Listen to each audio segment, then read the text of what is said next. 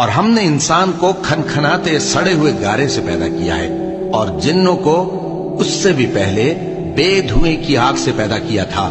اور وہ وقت قابل ذکر ہے جب تمہارے پروردگار نے فرشتوں سے فرمایا تھا کہ میں کھنکھناتے سڑے ہوئے گارے سے بشر بنانے والا ہوں، بس جب میں اس کو درست کر لوں اور اس میں اپنی طرف سے روح پھونک دوں تو اس کے آگے سجدے میں گر پڑنا۔ چنانچہ فرشتے تو سب کے سب سجدے میں گر پڑے مگر شیطان کہ اس نے سجدہ کرنے والوں کے ساتھ ہونے سے انکار کیا۔